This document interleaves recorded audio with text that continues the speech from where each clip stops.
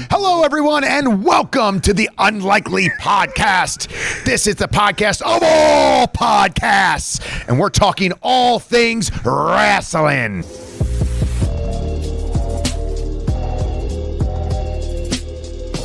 Listen, the man introed the show. We've talked to you at a junket. Yes. We've talked to you virtually. Now we have you here on studio. Yes. So first and foremost, thank you. By the way, classy.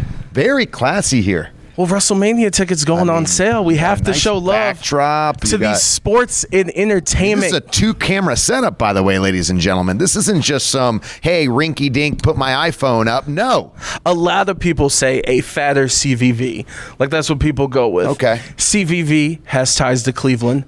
You, my He's friend. going to be really upset about this, by the way. Why? Because he texts me every day.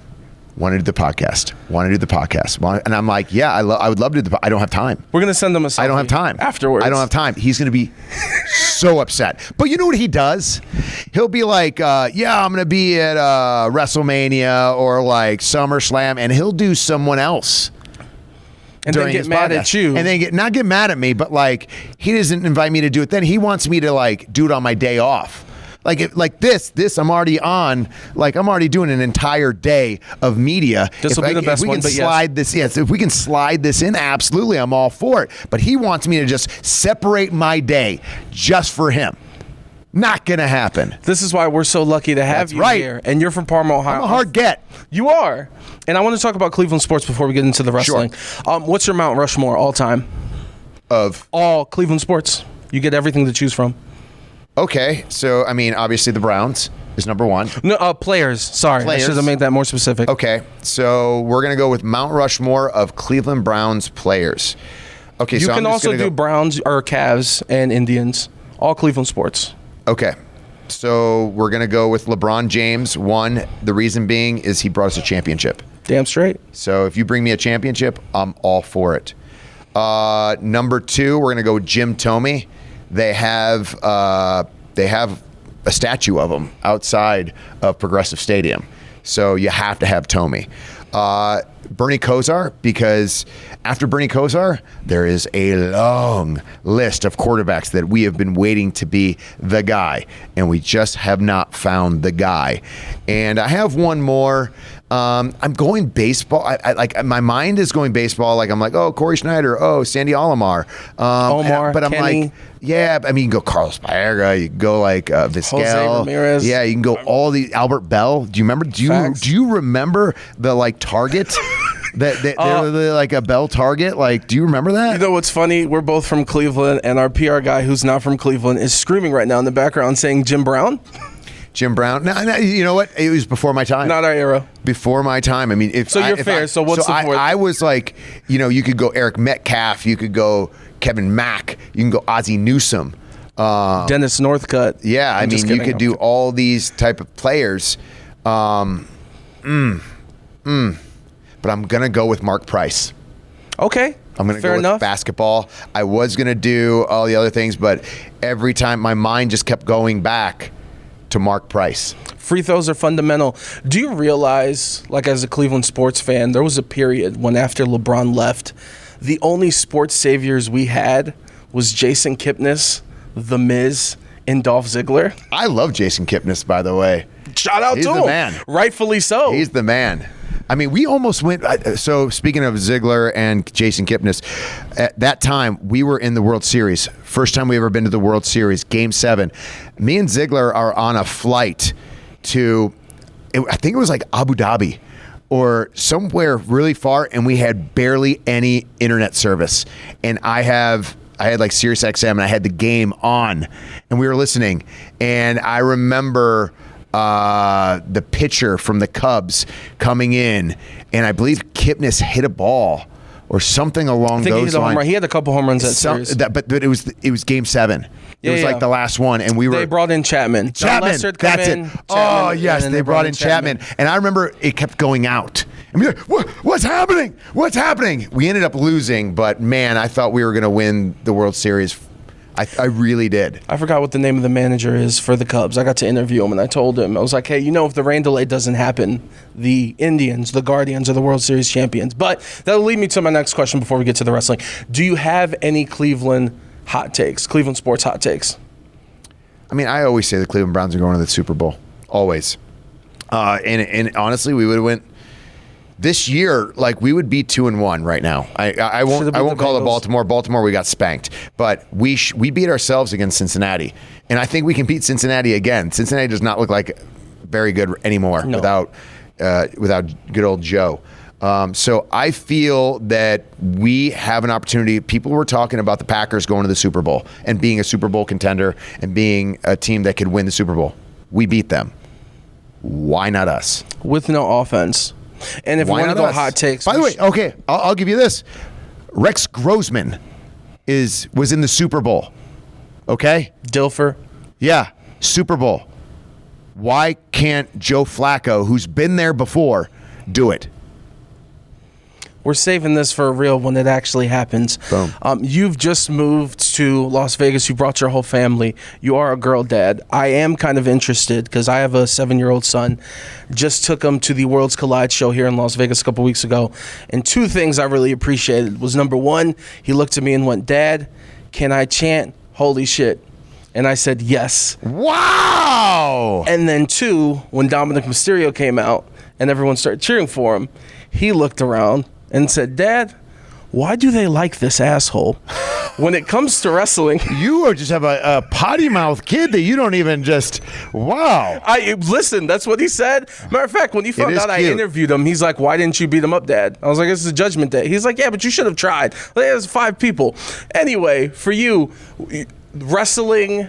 And your kids, like, are they avid fans? Like, what's the deal? Do you not let them watch? No. So I will let them watch, and they don't like seeing me lose. They like to win. Yeah. I also notice certain things that kids notice that an adult won't. My daughters love colors. Anytime I go, who do you want to win? And they'll always pick the brightest color. And I'm like, oh, that's interesting, because I always like to wear black. Just it's more fitting to me. Yeah. But I'm like, now I'm starting to change it where I need bright colors, some sort of bright color in there. The reason being is my daughters like bright colors. So I look at that. They always ask me to wrestle every day. Dad, can we wrestle? So I always tell them the only way we're allowed to wrestle is, what do we do first? We lock up first. So they lock up with me. And then I taught them how to choke, because I want them to be able to handle themselves. So if, something happens, they're able to handle themselves. So I taught them how to choke a person out. So I'll be like, all right, put Dad in a chokehold. Show me that you can do it. And then they'll just like kind of tense up. Yeah. Okay, they know how to do it. I don't have to tap out or anything like that, but they know how to tap someone out. That's amazing. Let's get to the wrestling. A lot of people made noise about Seth Rollins cashing in and faking an injury.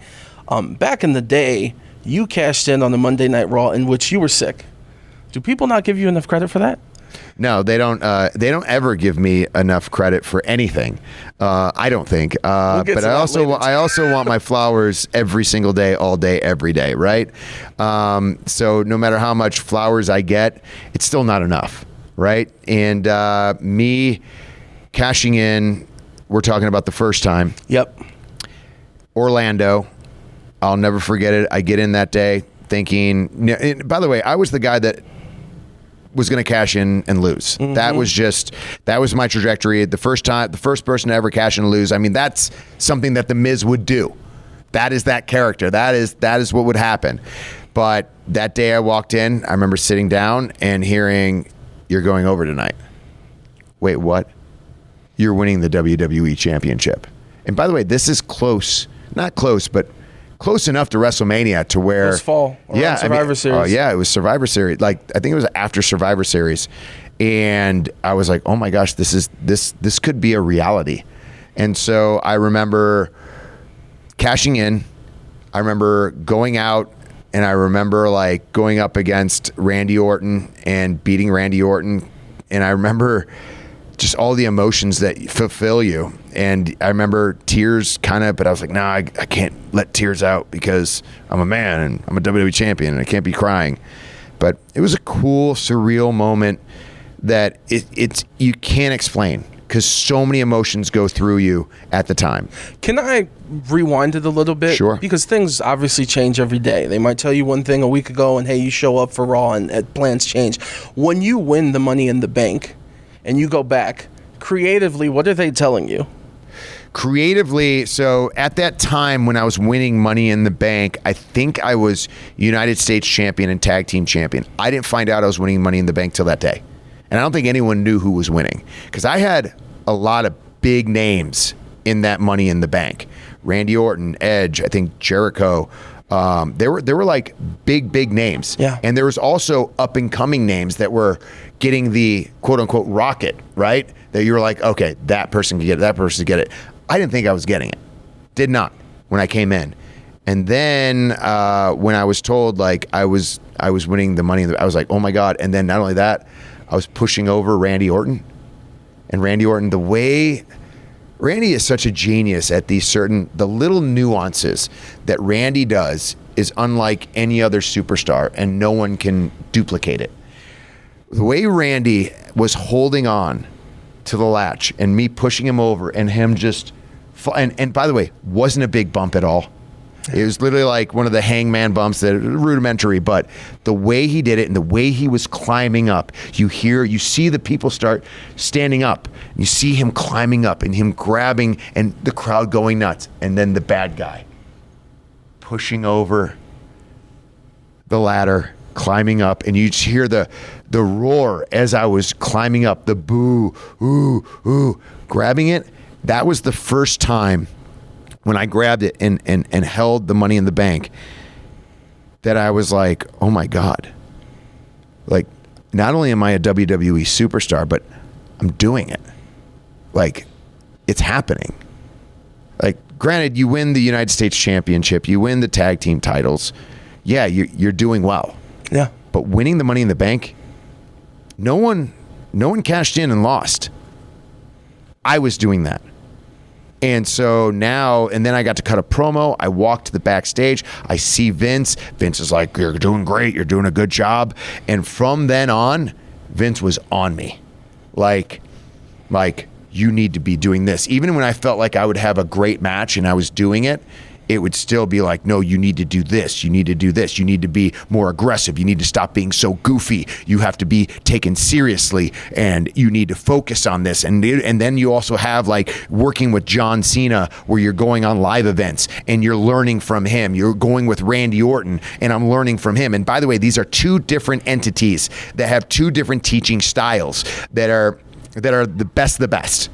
Like, I got the best of the best. And then also I had Shawn Michaels watching my matches. I had Triple H watching my matches and showcase and basically saying, these are the things that you need to do, that you need to pick up on to become where you need to be.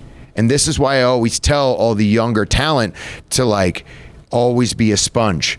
And always listen to every single, because what I learned from Triple H, what I learned to Shawn Michaels, what I learned from John Cena, what I learned from Randy Orton are all different.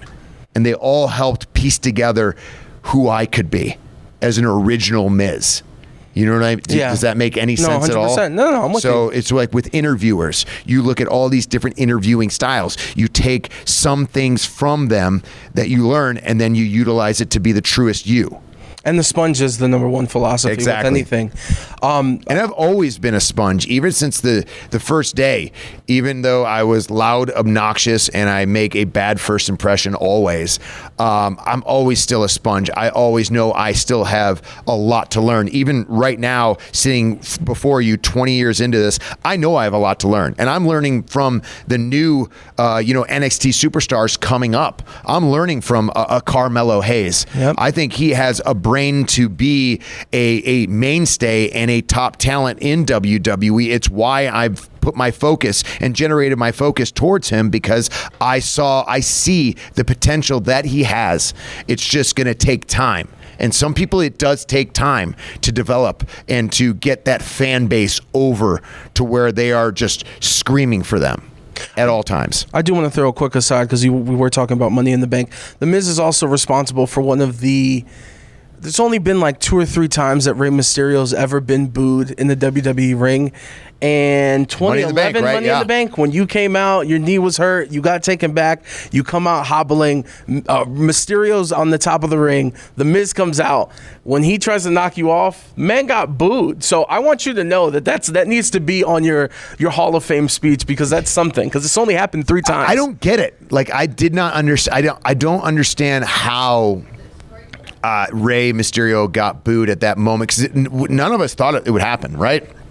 Me coming back out, I thought the crowd would be like, oh no, boo. Yeah. Oh, this is terrible. The Miz faked us out again. He's going to win Money in the Bank. And we don't want this guy to happen. Smart crowd. Exactly. So I'm thinking this is going to be an easy booing moment.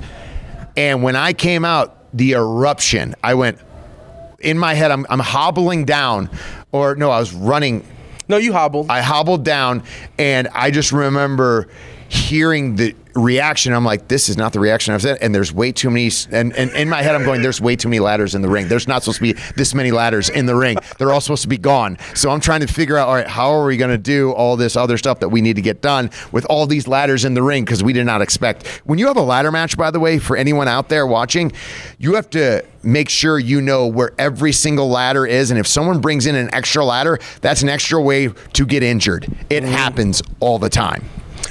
And you talk about the fan reaction. One thing that I find interesting, I just interviewed Kyle Fletcher a couple weeks ago, and he said that you were one of his favorites growing up. Rhea Ripley's well documented. And more, you're kind of like, for lack of a better term, you're kind of like the Paul George of the WWE, where all these newer guys look up to Paul George as being their favorite. So when you hear Rhea Ripley all the way in Australia having your cutout and having the awesome shirt, which, by the way, you get underrated merch, by the way. I agree. The awesome tag, sticker tag, fantastic. Sick. I'm not a mark. But how does that feel to get like some of the, like having all these fans of some of the top people in the business? It's unexpected, because I'm not the popular one to say. I'm not the name that is like the cool name to mention. You know what I mean? It's always like a CM Punk or like a John Cena or a Randy Orton.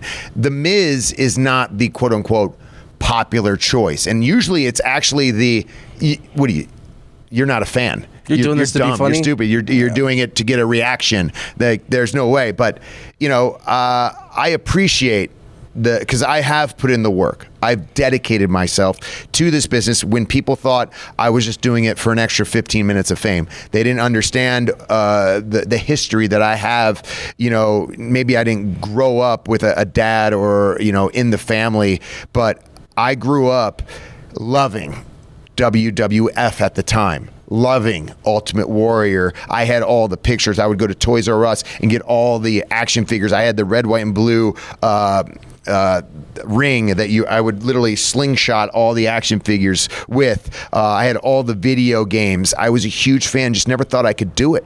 Like, I just didn't have, never thought I had what it took. Like, I thought you had to be 6'7", 300 pounds of pure solid muscle. That's just what I thought. And then to be sitting here as a person that wasn't supposed to be here, and I did it. And I always tell my daughters this, it takes hard work. How do you get to be like special in a business? How do you get to do something? No one ever talks about how much work you put in. The blood, sweat, and tears. No one ever talks about that. They talk about the championships that you've won, the moments that you've created, but they don't know how you've gotten to where you've gotten and what the things that you've had to go through, both mentally and physically, draining each and every time. The tools you had to pick up, the things that you had to go outside the box in order to go and do it. Like when people said I was never going to become a WWE superstar, I believed it because I moved to California. I found a wrestling school that I had to charge I think it was either $2,500 or $5,000. I can't remember. The number will always go up. But I paid that money through the money that I invested in myself. All the money that instead of buying like cars or houses or clothes, the clothes I bought were merchandise for me, because I was like, okay, WWE Superstars sell merchandise. Maybe if I sold merchandise on the real world and the challenges, people would see that and buy it, and I could say, hey, WWE, I'm selling merchandise. I'm profitable. You could utilize me. And I'm also learning the art of professional wrestling at Ultimate Pro Wrestling. I'm also in acting classes, improv classes, iOS, and Groundlings. I'm doing all these things. I'm a nutritionist. I'm going to Gold's Gym Venice because that's where I thought all the muscle guys, that's where they go. I may not look like the pure solid muscle, but I'm dedicated. I'm here. I'm doing everything I can to possibly get there. And now I'm here and I'm still doing it. Now you're Unc. What do you mean? Your uncle, like your Unc, as in you're an old vet. Okay, is that what they call that? Okay, that's the cool lingo. It's R-Truth, it's you, it's Randy, it's Ray, of course Cena for not much longer, and that's crazy to see. And I'm fascinated with your story. Obviously, the transition to Netflix, the transition to ESPN with Netflix bought Unreal.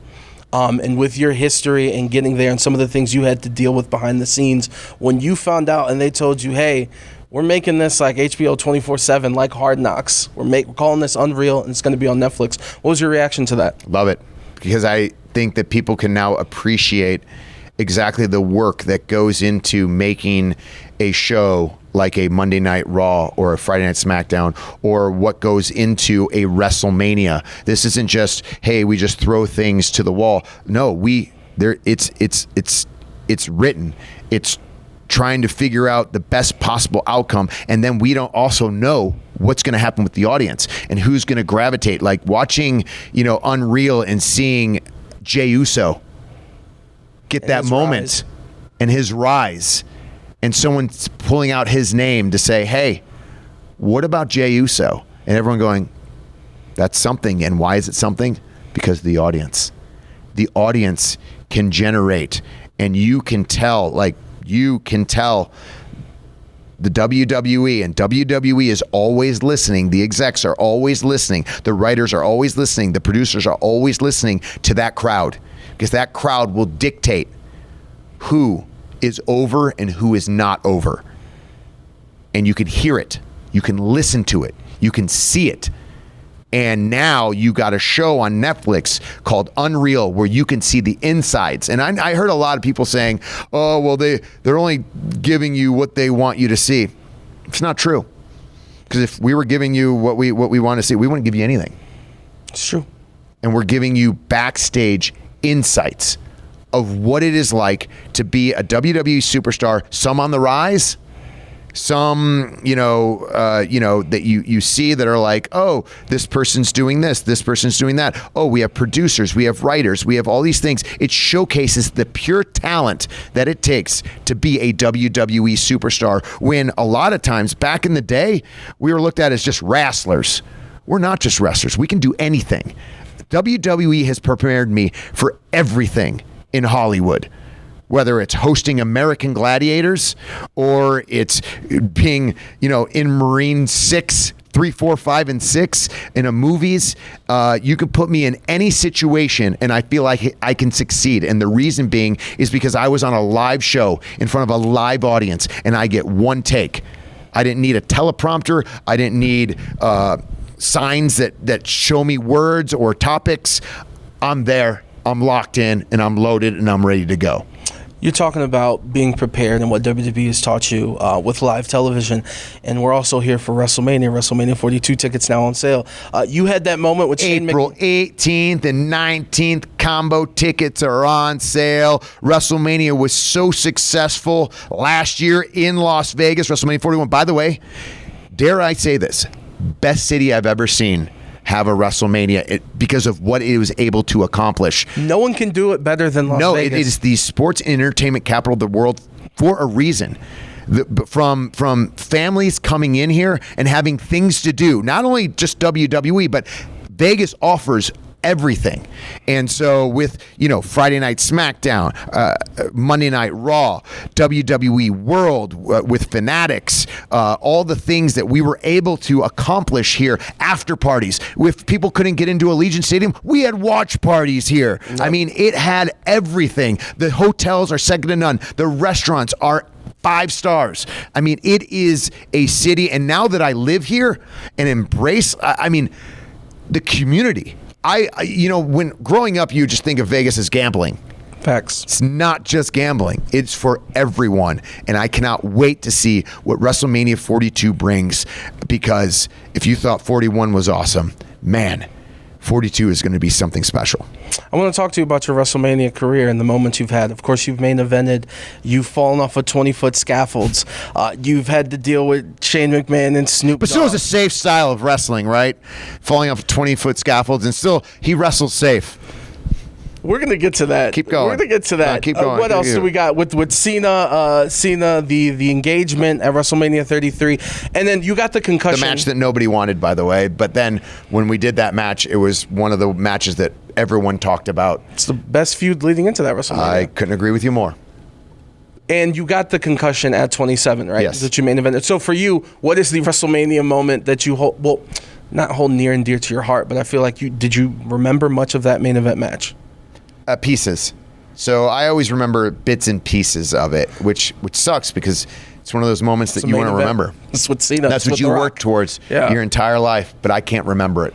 I remember blips. So outside of that, what is your moment that you hold? I mean, they're all, you're like picking your kids, but what's the one? I mean, I love walking down the ramp with my wife as a tag team. It's really cool, especially watching like Seth and Becky and AJ and CM Punk. Does she want to come back? I love Maurice. Yes. If the right opportunity presents itself. But I mean, it's so cool, and not many people get to actually do what Maurice and I got to do, which is walk down the aisle in our wedding and walk down the aisle in our career at the biggest stage of all, WrestleMania. That was a really cool moment. Also, while you might not remember, you probably remember this, but you don't know what was going on.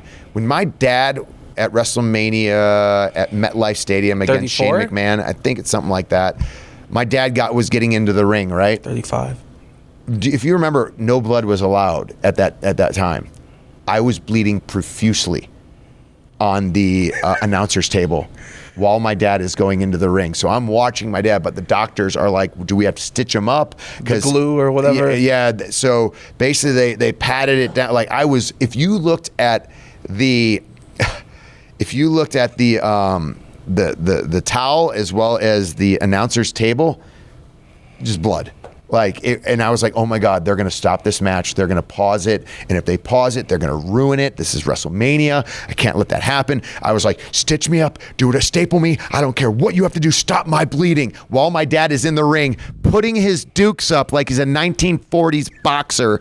And I'm like, oh my God, this is not going to happen. Then he beats up my dad. Now it's my time. I'm like, am I good? The doctors are like, it's good, but you better not bleed anymore. I'm like, oh my God, I'm going to bleed. And they're going to stop this match, and this is a hardcore match. Like, it has to be hardcore, and the blood makes it look even cooler, but at the time it wasn't allowed. So that's all the stuff that was going on the table. There's some unreal moments. Thank you for that. Well, listen, you want to talk about unreal moments? You brought up someone, you didn't bring up his name, but you talk about someone who's critiqued you for being a safe worker. Is Bryan Danielson, Daniel Bryan, a lot of people say wrestling soulmate. Is that your top rivalry? I don't know. Would you say John Cena was my top rivalry? Or would you say Daniel Bryan? I would say Cena. Ziggler is also in there. The reason I'd say Cena is because of the different points in your careers you guys have had feuds. Mm-hmm. So when you were coming out with the 0-1 shirt, the Cena sucks, and the bash, which also, I do want to ask you how you felt after that, because a lot of people are like, this is a 10-minute match, and Cena kind of dominated. Like, how did you feel after that of like, whoa, I thought this was... I was almost in tears. Oh my gosh. So you go in from being a tag team wrestler, right? And it's very difficult to transition into a singles star. And I go to Raw, and they're like, your first feud is with John Cena. Post-Mania, right after Mania. The poster child of WWE. Cena was going to be gone for a while because I think he was either injured or doing a movie or something. He's filming something. Something.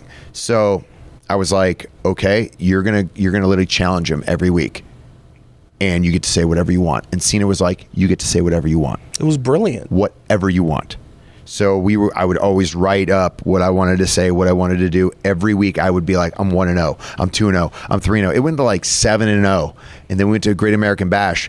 And I was like, now I get my pay-per-view with the big star of John Cena. I'm gonna I'm going to go. Like, this is going to be like a 5-star match. I had ideas, and Cena's like, nope, we're going to do this. And I was like, oh my God. And he like hit the AA 1, 2, 3 and just wiped the floor with me and walked out. And I went, oh my God. And I remember going back and just everyone was like, that was great. That was great. And I was like, no, it wasn't. And Arn was like, kid, you have not been through the wars to even compete with a John Cena. I was like, yeah, but I've been tag team champion. You know, no, kid, you need to go through the wars to get to the John Cena. So I set out to do the wars. That entire year was dedicated to the wars. Kofi Kingston winning the United States Championship, R-Truth, the tag team titles, Big Show, going to a WrestleMania, being in a WrestleMania, featured match at WrestleMania, starting the show as WrestleMania. Like, if you remember, I started the show the year before, and then the next year, Arizona, I main evented. Yep. And so I had to go through the wars to get to where, and I didn't understand it back then. And most new superstars don't, because they're full of like bravado and like, I'm ready to go, I'm ready to do everything. But John Cena knew. The producers knew. I didn't know.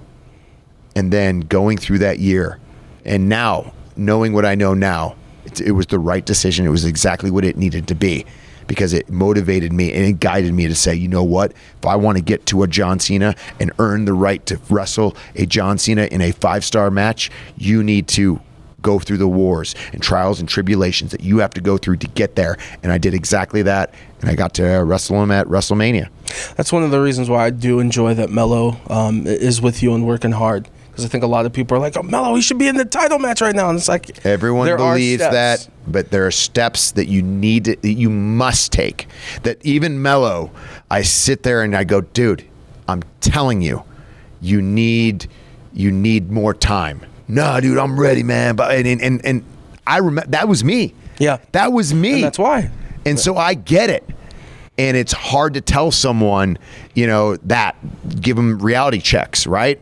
But I know he has all the talent. It's just going to take time. And the fans are like, no, we know better. You don't.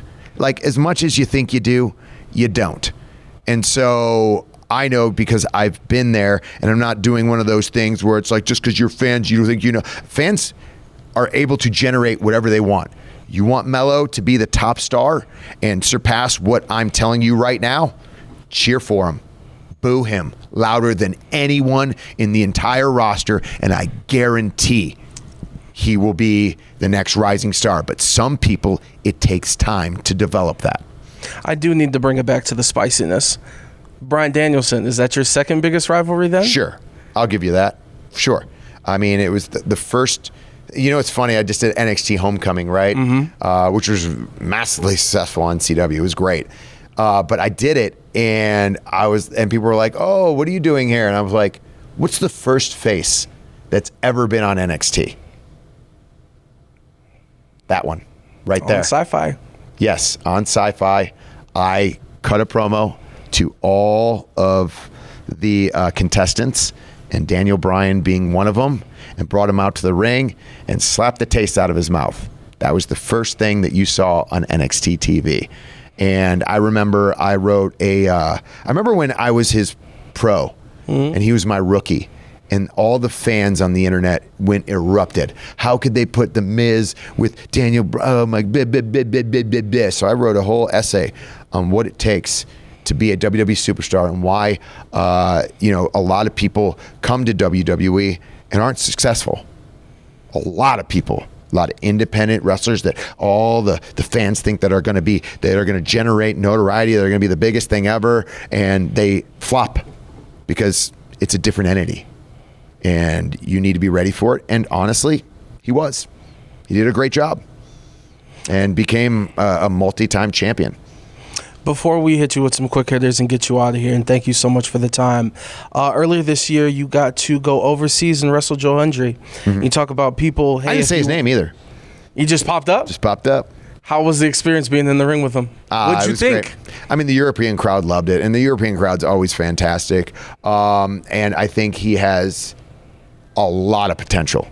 I do think that right now a song is the popularity, and if you're able to do what you need to do in the ring as well. It'll generate, but I also think you need to evolve. I think right now he's doing everything right.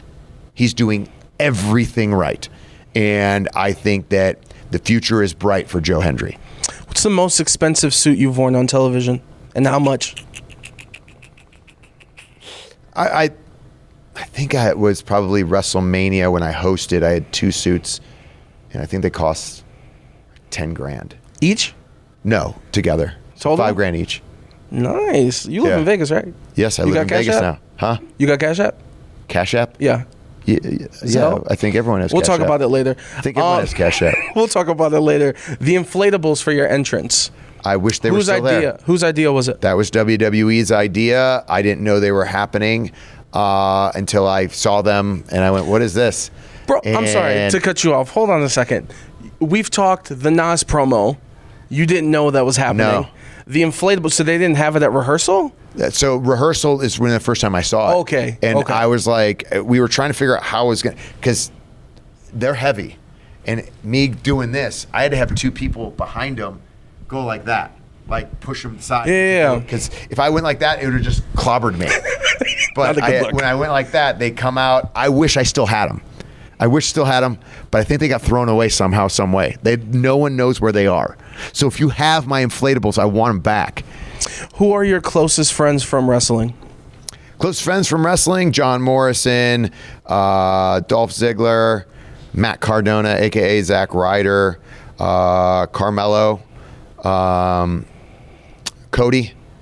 A lot of people like look at it and are like, would probably be like, wait, what? But Punk, like, we have such history. We used to drive together. Like, it used to be, we all used to be in a van. There would be like 5 of us and swoggle in a van, like driving town to town. And that was before, iPhones. And so all you would do is talk.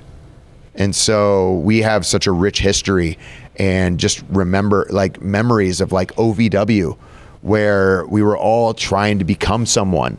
And now here we are 20 years later, someone. You surprised that he apologized to you when he showed up to Raw? When he was still a part of another company? Yeah. It shocked you?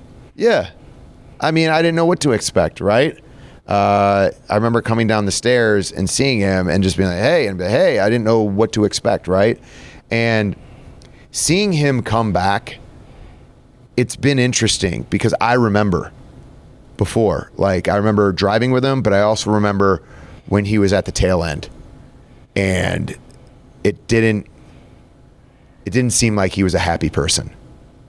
And now I see him backstage, and it's just a different person that I remember.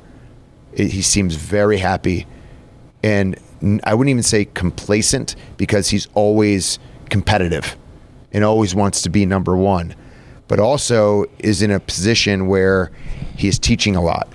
And, there's not many of us that have been here for 20 years and have been able to teach and learn and adapt. So it's cool to see the change and the happiness, right? Because you want happiness for everyone. And growth. No, that's great. And we'll close out with this. Just announced John Cena will be taking on AJ Styles. We got 5 dates left. That's a match that we have left. You just brought up it's the biggest rivalry ever. Actually, let me just phrase it like this to close this out. What was your reaction to seeing that this match has been announced with Cena and AJ Styles one last time? I'll tell you what I tell you backstage. I was happy for AJ Styles, but very angry that it's AJ Styles versus John Cena and not John Cena versus The Miz, and the fans aren't aren't going like, we want The Miz versus John Cena. Beat the guy at WrestleMania in the main event for the WWE Championship. One of the only people ever to do something like that. And I can't get a match with John Cena. He's got 5 dates left, and it's not AJ Styles or CM Punk or even it's the WWE Universe are asking for what they want, and they're giving it to him. They put out on Twitter, I want AJ Styles. AJ Styles rebuttals. 5 seconds later, Triple H is like, you guys want it? It got enough steam? Let's go. Let's have it because the audience wants it. You know what? You know what the audience could do? The audience could say, we want The Miz versus John Cena. And I would love to have one more match. I've been talking about this since the retirement tour started. I was the first person to go, sign me up. I'm putting my name in the hat. When's my number going to get called? Maybe not never, because there's only 5 left. There's only 5 more dates. Every time I see John Cena backstage, I'm like, 5 more, 4 more, 3 more. That's all we got. I have the rich history with John Cena. I do. I've been there from the beginning. And I don't get a match. So yeah, I'm pretty upset. Like, that's my heart talking. Yeah. That's my brain and my wisdom and knowing that I'll never, and you know what else is upsetting? Like, that the youth will not get to experience a John Cena match. They won't get to be in the ring with him. They just won't. Yeah. That's the gut-wrenching part for me. But selfishly, I want that match. I don't want to give it to, I don't know who else is ever, I don't know, the five dates left. I don't know who's getting the match. A lot of people talking Dom. Dom's a big name, a buzzword. Other than that, I'm not sure. I don't know. Other than this guy. Right. And guess what? You're not going to see John Cena at WrestleMania, but you're going to see The Miz and the rest of the WWE roster. Tickets on sale. Combo tickets are available now at Ticketmaster.com. You've done the trifecta, sir. Yeah. Junkets, virtual, and now here in studio. Miz, thank you so much for the time, and go Cleveland, baby. Thank you very much. Go Cleveland. Let's go. Don't you dare be sour. Clap for Unlikely with Adrian Hernandez and feel the power.